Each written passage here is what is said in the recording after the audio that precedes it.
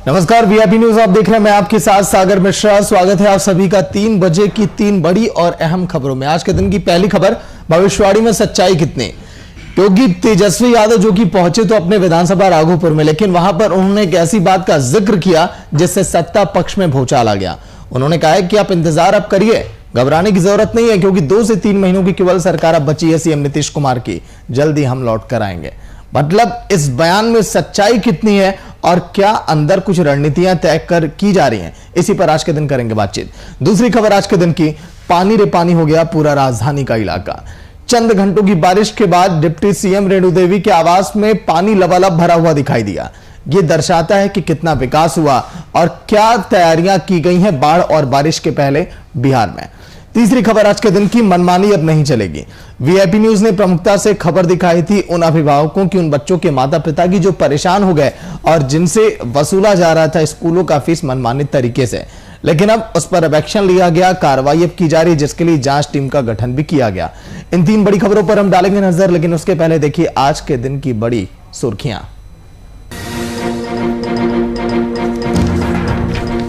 राज्य में कृषि कानून के विरोध में वाम दलों का प्रदर्शन, राजभवन के सामने जमकर की नारेबाजी। पूर्व सांसद भुवनेश्वर महतो ने किया प्रदर्शन का नेतृत्व।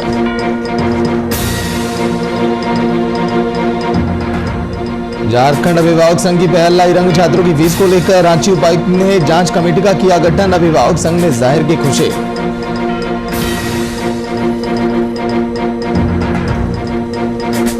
एनएसयूआई और आरसू छात्र संगठन ने रांची विश्वविद्यालय परिसर में किया हंगामा। परीक्षा से संबंधित अपने अलग अलग मुद्दे को लेकर किया प्रदर्शन।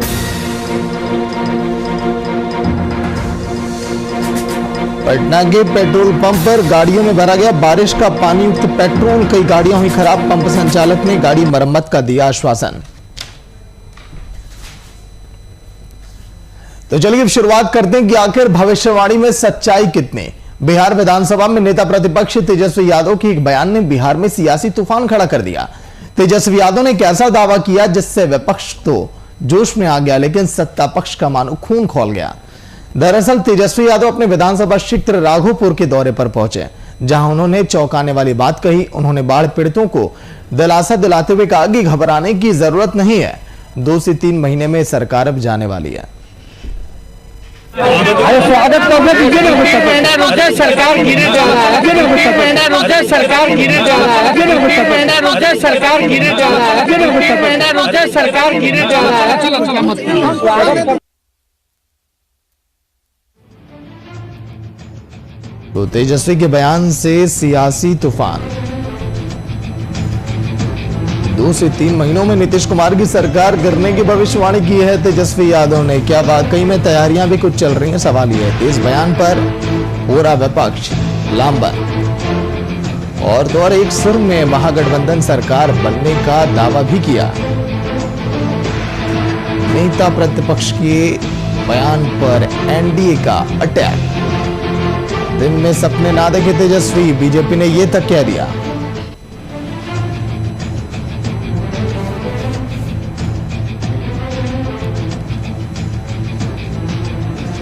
दो से 3 महीने में नीतीश कुमार की सरकार गिरने की भविष्यवाणी, क्योंकि लालू प्रसाद हैं अब जेल के बाहर।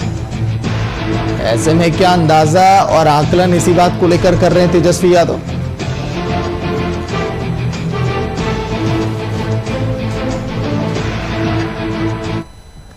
चितरंजन गगन फोन लाइन पर आरजेडी के प्रवक्ता। चितरंजन जी, स्वागत है वीआईपी न्यूज में। चितरंजन जी सुन पा रहे हैं? हाँ, सुन रहे हैं। स्वागत है सर वीआईपी न्यूज में। क्या तैयारियां कर रहे हैं अंदर खाने में कि तेजस्वी यादव ने कॉन्फिडेंस में कहा है कि अब 2-3 महीनों में सरकार गिरने वाली है? गगन जी, सरकार अपने कामों से गिरेगी। सरकार के अंदर जिस ढंग से अंतर विरोध है एनडीए के अंदर, और फिर उसके बाद में पार्टी के अंदर भी अंतर विरोध जो है, तो सरकार चलने का सवाल नहीं है। मुश्किल से जब तक खिंचा रहा है तब तक खिंचा रहा है, सरकार को तो गिरना ही है। तो मनोज दास जेडीयू के नेता भी फोन लाइन पर जुड़ गए। मनोज जी, स्वागत है वीआईपी न्यूज में। मनोज जी, चितरंजन गगन है फोन लाइन पर, और तेजस्वी यादव तो कह दिए राघोपुर में जाके कि 2-3 महीने बस बचे हैं सर, तैयारी कर लीजिए आप लोग बोरिया बिस्तर समेटने की। चितरंजन जी, गगन जी हमारे बड़े भाई हैं और हमारे राजनीतिक गुरु भी रह चुके हैं शुरू के दिनों में, मैं उनका अभिवादन करता हूं। लेकिन जब राजनीति की बात होती है तो मैं तेजस्वी यादव जी को छोड़ दीजिए, अगर यही इस चीज को बोल रहे हैं तेजस्वी यादव जी कि 3 महीने, मैंने उन्हें 5 महीने का समय दिया। अगर 5 महीने में वो बिहार की सरकार को गिरा देंगे तो हम लोग जैसे छोटे लोग राजनीति करना छोड़ देंगे। न तो ये लोग कोई घोषणा करें कि अगर सरकार नहीं गिरेगी तो हम राजनीति करना छोड़ देंगे। देखिए, वादे करना और बातों करना और लोगों को मोह जाल में फंसाना, 2 महीने तक कहां से तेजस्वी यादव ये किन्हीं को पता नहीं था। जब जनता ने इन सवालों को उठाना शुरू किया तब बाहर आकर जनता को दिग्भ्रमित करने के लिए और अखबारों में मीडिया में बने रहने के लिए कुछ से कुछ बोल देते हैं। अगर उनको ये हिम्मत है तो इसकी लिए घोषणा करें कि 3 महीने में सरकार नहीं गिरेगी तो हम विधानसभा के सदस्यता से इस्तीफा दे देंगे। तो ये तो नहीं करना। आज बोले 3 महीने के बाद ये क्या बोलेंगे, इनको कुछ पता थोड़े है। 3 महीने के बाद ये बोलेंगे कि केंद्र की सरकार बदल रही है तो वहां इनकी माता राजमाता सोनिया गांधी प्रधानमंत्री बन जाएगी। तो इनके बातों को बिहार की जनता कोई नसीहत नहीं। गगन जी, मैं ये जानना चाहता हूँ, ठीक है मनोज जी, आ रहा हूँ आपके पास। मनोज जी, 16 सालों से सर सत्ता में है सर नीतीश कुमार, 16 सालों में क्या आपको नहीं दिखाई दिया कि अंदर खाने में मतभेद है, कुछ दिक्कतें चल रही हैं? इन्हीं 2-3 महीने का दावा क्यों किया जा रहा है? क्या तेजस्वी यादव, 1 मिनट चित्ररंजन, गगन जी 1 मिनट, मनोज दास जी आ रहा हूं सर आपके पास। गगन जी, क्या लालू यादव की जेल से बाहर निकलने के बाद सभी उम्मीद लगाए बैठे कि हाँ वो कोई ऐसी चाल चलेंगे कि सत्ता में वापसी हो जाएगी? नहीं सागर जी, कहीं चाल चलने का सवाल नहीं है। हाँ। अब मनोज जी के साथ तो मजबूरी है, उनको तो बोलना है, लेकिन मनोज जी को याद दिलाइए कि यह जो है कल बोले हैं तेजस्वी जी, लेकिन उनके जो पूर्व विधायक रहे हैं और नीतीश जी के काफी क्लोज रहे हैं, श्याम बहादुर बाबू पूर्व विधायक, जनता दल के वरिष्ठ नेता हैं, वे खुद बोल चुके हैं कि बस चंद महीनों का मेहमान है यह सरकार और भाजपा के साथ गठबंधन में नहीं चलने वाला है। 2 दिन पहले महेश्वर बाबू जो उनके जनता दल के बहुत सीनियर नेता हैं, वे बोल चुके हैं। भाजपा के हेमंत सिंह टूना पांडे, उन्होंने मुख्यमंत्री पर सवाल उठाने का काम किया है। तो यह जो है तो तेजस्वी जी बोल रहे हैं वो तो उन्हीं के लोग बोल रहे हैं, भाजपा के नेता बोल रहे हैं, जनता दल पर, जनता दल जो है तो बोल रहे हैं भाजपा पर। बताइए मनोज दास जी, ये कह रहे हैं कि अंदर खाने में जब बेहतर नहीं चलेगा तो हम तो फायदा उठाएंगे। उस पर हम चर्चा करें। 3 महीने में सरकार गिर जाएगी तो 3 महीने में अगर सरकार नहीं गिरेगी तो तेजस्वी यादव विधायक पद से इस्तीफा दे देंगे क्या? ये नहीं उनसे पूछिए सर, कौन किसने कहा, क्या कहा, जिनकी कोई विश्वास ही नहीं है। तेजस्वी यादव राजद के विपक्ष के नेता है, उनकी है अधिकार, उनके बातों को तो गंभीरता से लोग लेंगे, उनको बराबर है, वो कुछ कर सकते हैं। लेकिन ये क्या बहादुर जी की बात किया या इन्होंने महेश्वर जी का बात किया, इनके पास कोई अधिकार नहीं है। वो पार्टी के नेतृत्व करता नहीं है, वो पार्टी के आधिकारिक प्रवक्ता भी नहीं है, न पार्टी का कुछ है। लोग विधायक है, उन्होंने बोला, मैं मानता हूँ, लेकिन तेजस्वी यादव बोले तो अगर 3 महीने में सरकार उन्होंने नहीं गिरा बिहार का तो ये अब दूसरे के बात पर तेजस्वी यादव बोलेंगे कि अपने बात पर बोलेंगे, ये न उनसे पूछिए। लेकिन देखिए, मैं देख रहा हूं गगन जी एक चीज, जब से लालू जी आए हैं जैसा लाखों के बाहर, तब से अटकलें लगाई जा रही हैं कि वो आएंगे तो कुछ करेंगे। उन्होंने भी संदेश ये दिया है, तो क्या पार्टी के हौसले बुलंद है और तेजस्वी यादव भी ये जान रहे हैं कि अब हम सत्ता में लौट कर आने वाले हैं? कहीं ये सपने देखने जैसा तो नहीं है? देखिए सागर जी, 2 बातें हैं। ये तोड़ने जोड़ने वाली काम जो है ना, यह जनता दल करती है और भाजपा करती है, उनका संस्कार है, वो आपस में तोड़ जोड़ करते रहते हैं। अभी आप देखे होइएगा कि जो है तो मणिपुर में जनता दल का पूरा यूनिट ही जो है ये भाजपा मिला ली अपने भाजपा में। भाजपा देखिए गगन जी देखिए, मिलाती है जनता दल के गगन जी एक चीज मैं बोल रहा हूँ, उनका कान बाएं हाथ से पकड़िए या घुमा के पकड़िए, बात एक ही है ना। अगर वीआईपी और हम की बात अगर आप कर रहे हैं, अगर पार्टी के अंदर लोग नाराज हैं, अगर वो आपके साथ अगर शामिल हो जाते हैं तब भी तो जोड़ तोड़ आप भी कर रहे हैं जो वो किया।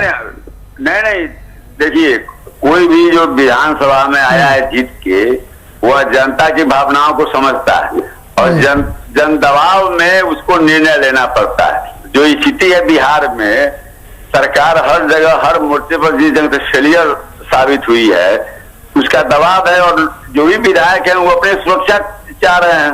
वो समझ रहे हैं कि अब जो है सो नीतीश कुमार के नेतृत्व में अगर हम रहते हैं, सरकार चलती है, तो जो है सो फिर हम क्षेत्र में जाने की स्थिति में नहीं है। और आज स्थिति यही है कि एनडीए के जो भी विधायक हैं अपने क्षेत्र में नहीं जा पाते। चलिए ठीक है गगन जी, अगर आरजेडी ये दावा कर रही है तो शुभकामनाएं तो है, लेकिन कैसे सत्ता में आप आएंगे लौट कर, ये तो आप ही लोग जानेंगे। क्या अंदर खाने में रणनीति आप लोग बना रहे हैं। शुक्रिया बातचीत के लिए वीआईपी न्यूज में गगन जी आपका, मनोज जी आपका।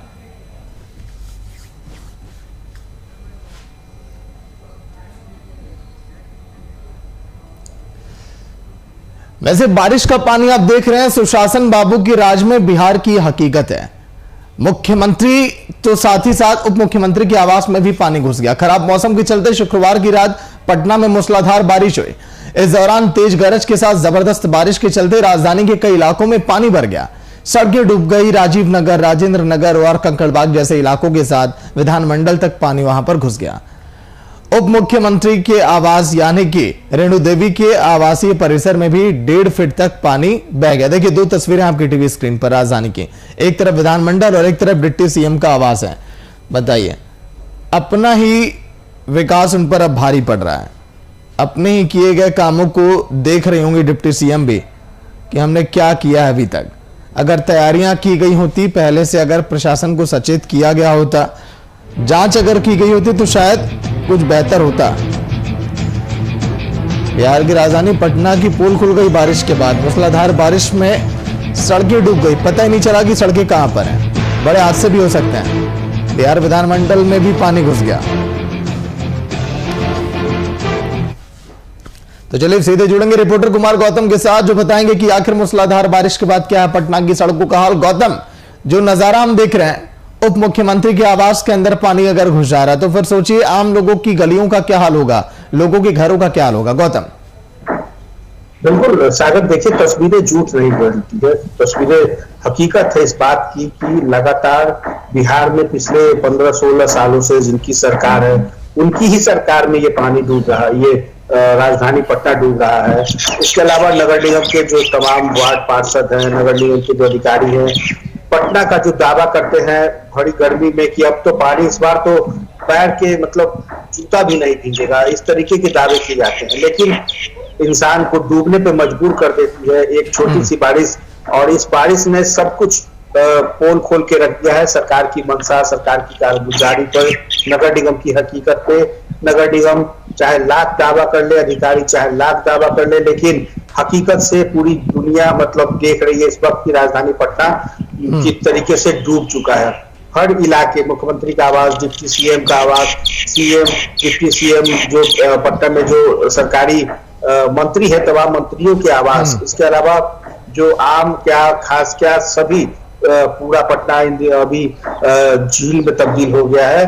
तो ये मतलब पहले से तय सिर्फ वादे और दावे किया करते हैं, लेकिन नगर निगम की हकीकत आपको पता है कि पिछले साल जब रेस्क्यू करके उप मुख्यमंत्री सुशील कुमार मोदी को निकाला गया था उनके आवास से, तो उसके बावजूद भी जब सरकार को निकालना पड़ रहा है रेस्क्यू करके, तो ऐसे में कल्पना की जा सकती है कि क्या हुआ होगा। और जब विपक्ष पूरे सवाल पर हमला करता है तो कहते हैं कि राजनीति कर रहे हैं, तो राजनीति करने का मौका तो सरकार दे रही है। नगर विकास आवास स्मार्ट सिटी बनाने की बात कहती है कि स्मार्ट सिटी बनाएंगे, करोड़ों रुपए के फंड की योजना हो रही है, लेकिन एक प्रधान सचिव को न जाने कितना अधिकार दे दिया गया है।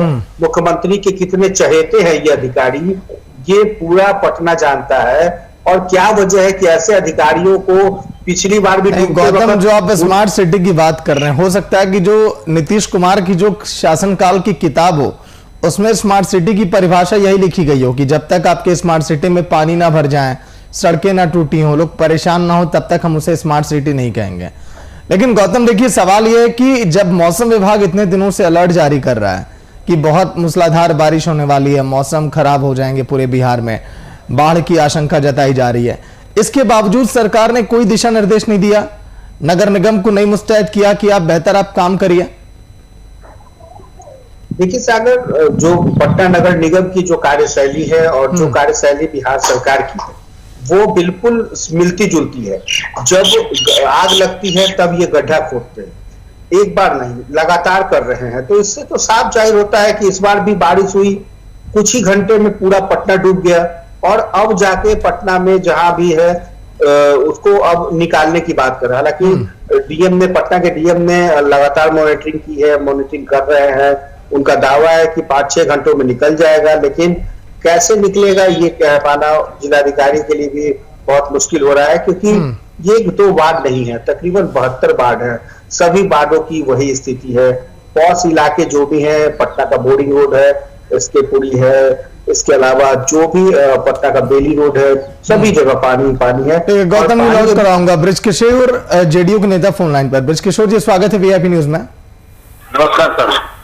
ब्रिज किशोर जी, वो स्मार्ट सिटी वाली हकीकत हम देख रहे हैं जिसका दावा किया था आप लोगों ने, वहां पर पानी भर गई है सर, सड़कें टूट गई हैं, थोड़ी सी बारिश में हाल है सर, स्मार्ट सिटी कब बनाएंगे इसे? नहीं, देखिए, जहां तक हमारे स्मार्ट सिटी का सवाल है, ये केंद्रीय प्रोजेक्ट है और बिहार सरकार भी अपनी पूरी निष्ठा से काम कर रही है। ये बारिश का पानी आप देखिएगा बहुत जल्दी खत्म हो जाएगा, बहुत ज्यादा पानी नहीं है और फिर हमारे संसाधन जितने भी हैं, बिहार सरकार के संसाधन लगे हुए हैं, ये पानी बहुत जल्दी निकल जाएगा। नहीं, अगर पानी भरने को आप ये कहते हैं कि ये निष्ठा से काम कर रहे हैं, तो क्या कई गुना निष्ठा से काम करेंगे तब ये समस्या दूर होगी? देखिए, कहीं कहीं नाले की सफाई पूर्णतः नहीं हो पाती, जिसके चलते ये कभी कभी हो जाता है, लेकिन पानी बहुत ज्यादा नहीं है, पानी बस शाम तक या कल सुबह तक सारा पानी निकल जाएगा। लगे सर, उप मुख्यमंत्री के आवास में, विधानमंडल में पानी भर जाता है। पिछली बारिश में सुशील मोदी को रेस्क्यू करके घर से बाहर निकालना पड़ता है, पर अभी आप कह रहे हैं कि पूरे संसाधनों का हम इस्तेमाल कर रहे हैं, और फिर विपक्ष बोलता है तो आप कहते हैं सर इसे सियासी मुद्दा बनाया जा रहा है। क्यों किशोर? नहीं, सियासी मुद्दे की बात हो ही नहीं रही है। पानी भरना एक ये तो हमने खुद तो डाला नहीं है, बरसात का पानी है, और बरसात का पानी अब गड्ढा है वहां तो रुकेगा ही रुकेगा। अब बिल्कुल सर, ये तो नॉर्मल सी बात है सर, होना चाहिए। लगी हुई है, आप देखिएगा कल सुबह तक पानी निकल जाएगा वहां से। बिल्कुल सर, ये कोई बड़ी बात थोड़ी है सर, पानी भर गया तो क्या दिक्कत है सर, वो तो बह जाएगा अपने आप ही आने वाले समय में। शुक्रिया तो सर, जरूरी नहीं। ठीक है, शुक्रिया सर बातचीत के लिए वीआईपी न्यूज में। गौतम, आखिरी कमेंट आपका, जो बदहाल तस्वीरें हम देख रहे हैं। विपक्ष में रहते तो बहुत हमलावर रहते, इनको आज ये गड्ढा और ये पानी नहीं दिखेगा, क्योंकि ये अभी सत्ताधारी है और सत्ता में ये सारी चीजें नहीं दिखती है। जब आप अंदाजा लगाइए कि जिस राज्य के उप मुख्यमंत्री को हाफ पैंट में रेस्क्यू करना पड़े, उसकी तस्वीर पूरी दुनिया में वायरल होती है, और फिर भी कहते हैं कि ट्वीट करके कहते हैं कि कुछ भी नहीं हुआ। तो इससे बड़े नहीं गौतम, अगर निष्ठा से इसी तरह काम होता रहा तो फिर इस बार भी लोग रेस्क्यू किए जाएंगे, सत्ता में बैठे लोग। शुक्रिया गौतम पूरी जानकारी के लिए। तो मूसलाधार बारिश की तस्वीरें आप देखिए, सड़कें डूब गई। ये बारिश आफत बनकर टूटी लोगों पर, लेकिन उप मुख्यमंत्री के आवास पर भी दिखाई दी कि कितनी उन्हें भारी पड़ गई। लेकिन मनमानी अब नहीं चलने वाली, क्योंकि वीआईपी न्यूज की खबर का असर अब दिखाई दिया, और एक बड़ा असर, क्योंकि कोरोना महामारी के चलते रोजगार का संकट और आर्थिक रूप से कमजोर अभिभावकों को अपने बच्चों की ऑनलाइन क्लासेस की फीस देने में परेशानी हो रही थी। इसे देखते हुए झारखंड अभिभावक संघ ने राहत के लिए गुहार भी लगाई थी, जैसे वीआईपी न्यूज ने प्रमुखता से दिखाया, और उसका नतीजा आज देखने को मिला है। दरअसल रांची उपायुक्त ने शुल्क निर्धारण कमेटी के साथ जांच कमेटी का गठन किया। झारखंड अभिभावक संघ के अध्यक्ष अजय राय ने रांची उपायुक्त के द्वारा बनाई गई शुल्क निर्धारण कमेटी और विभिन्न स्कूलों को लेकर बनाई गई जांच कमेटी के प्रति खुशी अब जाहिर की है। बच्चों को लगातार ऑनलाइन क्लास से रिमूव किया जा रहा है, सिर्फ इस वास्ते कि वहाँ पे हम लोग एनुअल चार्ज नहीं दे पा रहे हैं, डेवलपमेंट चार्ज नहीं दे पा रहे हैं, मेडिकल का चार्ज जो है वो नहीं दे पा रहे हैं, सिक्योरिटी गार्ड के नाम पर हम लोग पैसा नहीं दे पा रहे हैं। इन सारी चीज़ों को उन्होंने बहुत बड़ा गंभीरता से सुना है और उन्होंने आश्वस्त किया कि इन सारी चीज़ों को लेकर झारखंड शिक्षा न्याय निगम संशोधन अधिनियम 2017 बनाया गया है और वो एक पूरी तरह फंक्शन में है। जिला उपायुक्त उसके लिए सक्षम पदाधिकारी है। जहां पर भी अगर इस तरह की कोई बातें होती है झारखंड के अंदर जिस जिला में भी, वहाँ जिला उपायुक्त के पास इन सारी चीज़ों को लेकर के आप अपना शिकायत दर्ज कराएं, वहाँ से इसका निर्णय होगा। साथ ही उन्होंने ये भी आश्वस्त किया कि HRD की ओर से स्कूली शिक्षा संस्था विभाग की ओर से एक लेटर वो सारे उपायुक्तों को जारी करेंगे। तो देखिए ग्राफिक्स के जरिए भी VIP न्यूज की खबर का बड़ा असर। अभिभावक संघ की पहल अब रंग लाई है।